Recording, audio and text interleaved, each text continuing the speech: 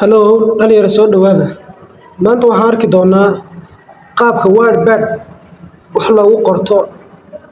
Wordpad waa qaybo isagana ka mid ah wordka oo isagana waxbaa lagu qortaa, waxbaana lagu diyaarsadaa.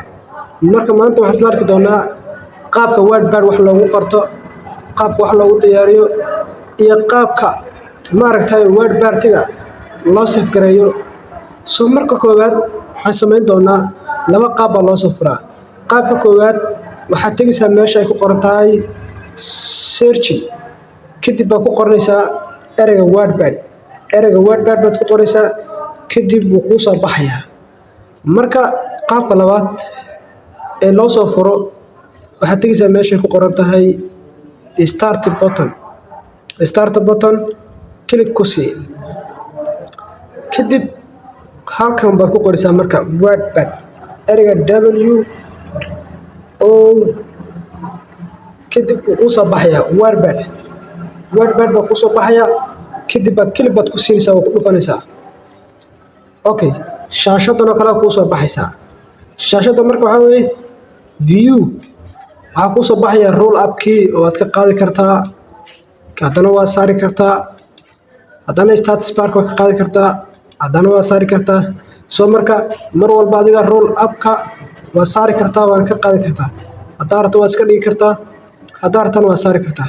Macnaheedu roll up-ku waa xariijimahaasi oo kuu sameeya cabirka warqadda adiga aad rabto ayuu kuu sameeyaa. See marka wordpad wax loogu qoraa, see loo save gareeyaa. Wordpad see wax loogu qoraa loona save gareeyaa.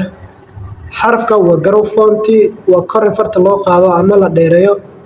Halka sidoo kale waa small, halka sidoo kale waa uppercase ama subscript soo taqaano. Halkana sidoo kale waxaa weeye subscript smaller and lower. See wordpad-tiga wax loogu qoraa, seena loo save gareeyaa. Waxaan qoraynaa magac tusaale. Waxaynu qornay word baan qornay, magac baan qornay, kadib waan select gareynaynaa. Waxaan ka dhigaynaa bold. Waxaa ujeedaa u isticmaalna subscript-ga oo isticmaalna ama garow font uu soo weynaanaya. Marka garow font ayaan isticmaalaynaa. Haddana haddaan rabno waan yareyn karnaa oo waxaan isticmaalaynaa falaadha. Sidoo kale left waan geyn karnaa ama control E hadba saa u taqaano. Haddana control left ama right waan geynaynaa. Haddana waxaan geynaynaa dhexda control J. Markaad tiraahdo waxaa soo gelin kartaa picture, sawir baa soo gelin kartaa. Haddaad rabto sawir baa soo gashanaysaa, adiga sawirka kugu jiro waa sawir baa soo gashanaysaa. Sawirka ayaa soo gashanaysaa. Sawirka adiga aad rabto ayaa soo gashanaysaa. Waxa aan wax ku sawirayno waa word art. Sawirka ayaa rabto ayaad soo gashanaysaa. Haddaad rabto inaad iska celiso ama aad waxayso ama aad dib u celiso, waxaad leedahay control Z. Waa undo weeye, wuu kaa noqonayaa wixii aad save gareysay wuuna noqonayaa. Sidoo kale waxaanu sameynaynaa tusaale MK ayaynu qoraynaa. MK waan select gareynaynaa. Waxaa kaloo ka bedelaynaa color-ka. Maybe color-ka waxaan ka dhigi doonaa guduud. Haddaan rabno waxaan ka dhigi karnaa casaan. Haddaan rabno waxaan ka dhigi karnaa jaalle. Jaallaan ka dhigi karnaa. Sidoo kale waxaan ku sameyn karnaa, waan kala waxayn karnaa. Kor baan u qaadi karnaa. Sidoo kale waxaan soo gashan karnaa date and time. Today waan soo gashanaynaa. Kadib waan leenahay. That is Thursday, January. Haddana waxaan soo gashan karnaa Thursday, maybe time. Hadda waqtiga adiga aad rabto ayaad soo gashanaysaa oo adiga ayay kugu xiran tahay inaad soo gashato waqtiga adiga. Wordpad-tiga macnaheedu waxaa weeye waa qayb ka mid ah dokumentiyada, isagana waxbaa lagu diyaarsadaa, waxbaana lagu qortaa. Tusaale hadda qoraalkan waxaan ka dhignaa madow. Kalarkii madowga ku soo celinaynaa.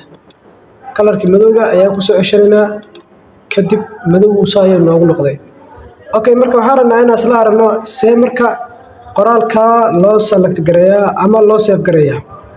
Yacni sida loo save gareeyo oo ugu fudud ee loo save gareeyo.